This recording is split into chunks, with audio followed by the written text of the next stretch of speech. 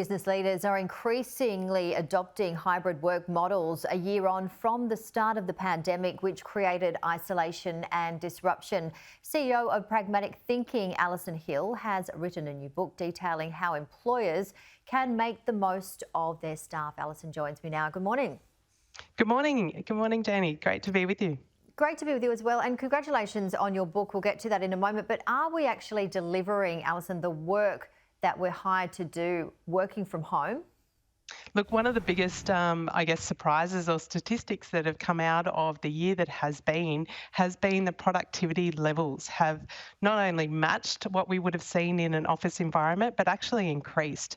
And so many organisations, large corporates around Australia, but also globally, are saying that people are productive and have been productive in this work from home environment.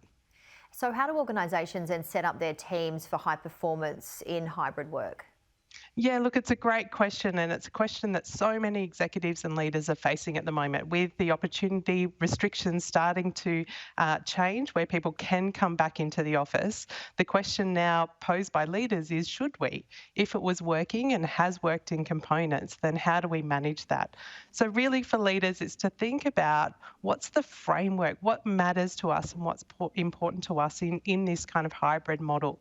Many organisations are looking at hybrid, and when we talk about hybrid, it means that we're in the office for some of the time, but also working in different locations some of the time. Some of that's role specific and some of that's specific to individuals and what's going on in their work environment.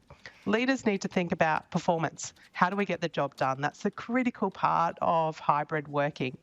But they also need to think about culture.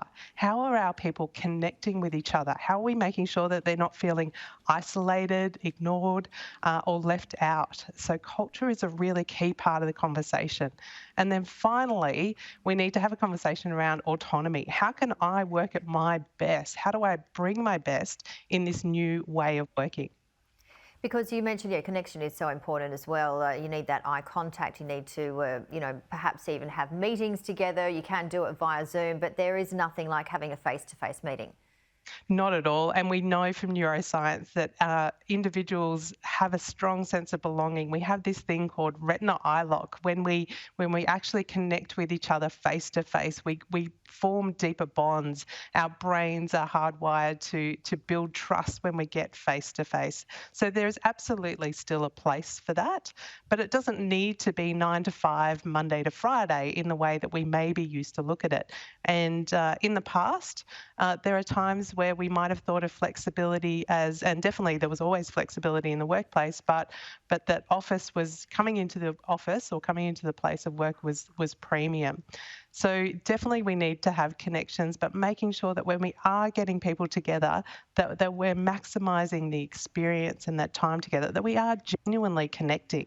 We're not sitting people in the room and doing death by PowerPoint.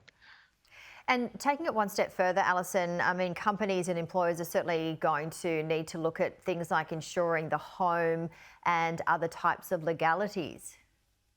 Absolutely. There's a lot of logistics to be thinking about how this might work, looking at different roles, looking at what's required. So we need to look at OH&S from a home setup perspective, making sure people aren't working on beanbags and getting sore backs or sore necks and those sorts of things. So really looking at the ergonomics of a home setup from a practicality point of view.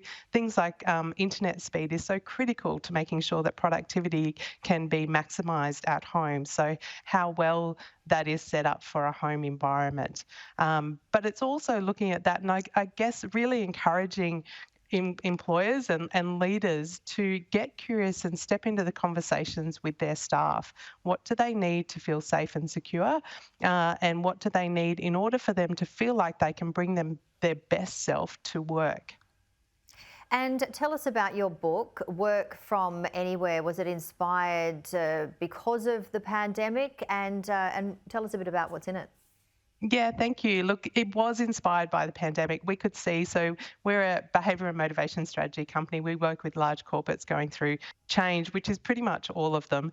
And so we found last year so many organisations, obviously out of crisis and critical point, needed to have everyone working from home or working in different locations, but could see this trend of going, well, if this is this is going to work, maybe potentially this is something that could work long term. It was also inspired by our own team. So I come to you today as the CEO of a fairly small team, but a team where I believed the best culture came from having everyone in the office. And so for many years, we absolutely had a sense of it, come in to connect with your colleagues. This is culture over comfort.